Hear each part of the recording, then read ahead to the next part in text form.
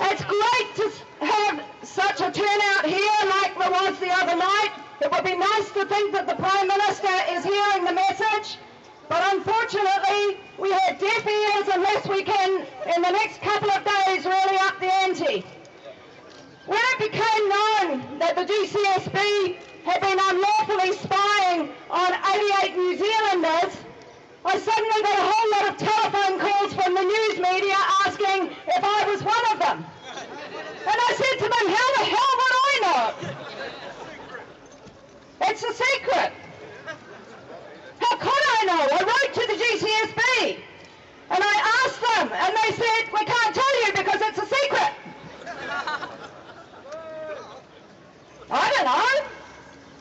But I'm going to tell you why I have pretty strong suspicions that give a lie to the claim that it's only people who are doing something wrong, something illegal, something to hide, who need to be worried about this bill. The reason why the media thought the GCSB might be interested in me and some others is that we've been campaigning for a long time to try and stop the sellout of our democracy, our sovereignty, our tiraranga tiratanga, our right to decide our futures through free trade and investment deals negotiated secretly and signed by the executive offshore. The latest example of this is the Trans-Pacific Partnership Agreement, and we have a big international network that is determined to stop this sellout of our futures.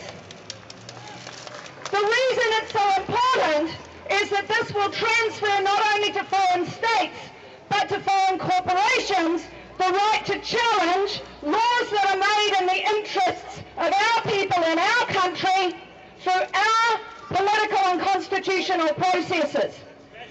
The Trans-Pacific Partnership Agreement is also, if the US and its IT companies had their way, going to prevent us from having strong privacy laws that would stop the access to and transfer offshore of communications and metadata of the kind that we know that foreign companies are now trawling and using, including for our spy agencies, as privatized surveillance using these kinds of powers. So we are determined that we are going to stop this treaty.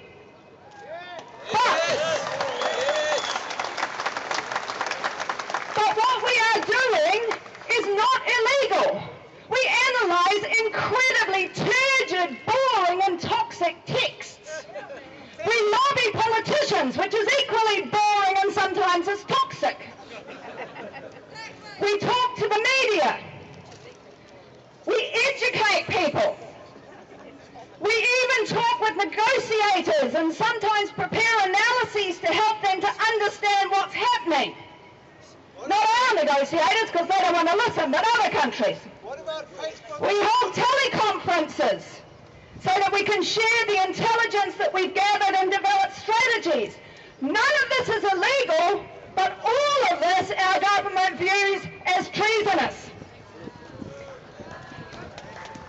What we are doing is using lawful means and democratic processes to protect our futures and those of future generations. And for me as an academic, it is also making sure that my role as a taxpayer-paid public intellectual, working for a university that has a statutory obligation to act as a critic and conscience of society, do our jobs.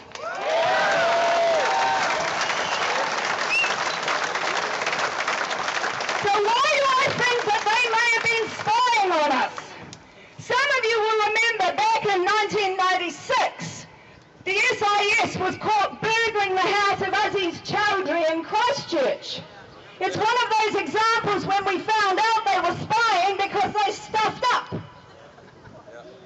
During the court case, which Rodney Harrison took on behalf of Aziz Chowdhury, we discovered that there was an interception warrant for placing bugs inside Aziz's house that had been signed by Jim Bolger not a few days before the APEC meeting, which was the excuse that was being used, but months before, which was probably a rollover warrant.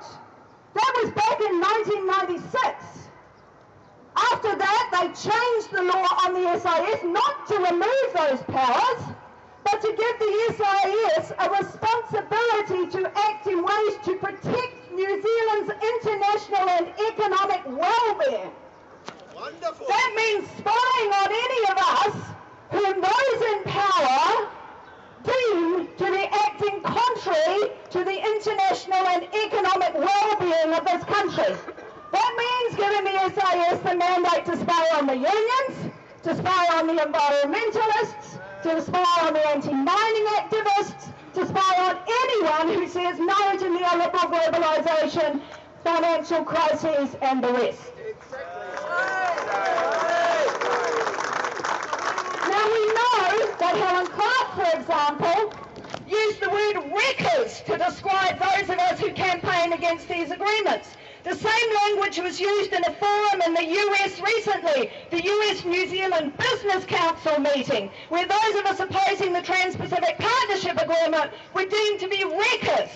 This to me says we are fair game for the SIS, and being fair game for the SIS will now mean we are fair game for the GCSB. And the NSA. Now why does this matter?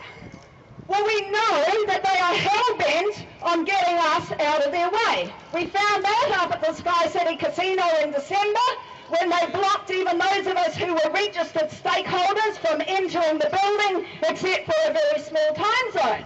We know now from the Pokies for Convention Centre deal that they've even required that we can't hire a room to have a lunch during negotiations, lest we upset the international and economic well-being of New Zealand.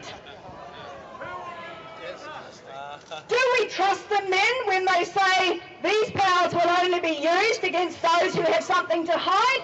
Hell no! But this is not just about those of us in Aotearoa. One of the reasons we're really concerned about the implications of the GCSB bill is that we have a campaign across the 12 countries involved in these negotiations. Some of those countries, Malaysia, Singapore, Vietnam, do not treat their dissidents nicely. They have internal security laws that allow people to be detained and to be interrogated for up to 2 years at a time without charge. Just last week, when the round of negotiations on the TPP was in Malaysia, there were 14 Malaysian activists from HIV/AIDS groups and others who were just on the footpath with placards, who were detained on the pretense that they were taking drugs and needed to be drug tested. Now imagine our government sharing the information of our weekly teleconferences as we strategise around the Trans-Pacific Partnership Agreement and what it will mean for those people. So the fight against this bill is not just our fight, it's our fight on behalf of others who are going to be trawled in this iniquitous web that they have in place. So let me conclude by saying the campaigns that all of us are involved in different ways, in my case the Trans-Pacific Partnership Agreement, but many of you others have international campaigns you are also a part of. Stopping the GCSB is an integral part of us being able to run those lawful, democratic, just campaigns. So we need to stop this bill. And I want you to join with me in sending a message to John Key. Kill the bill! Kill the bill! Kill the bill! Kill the bill!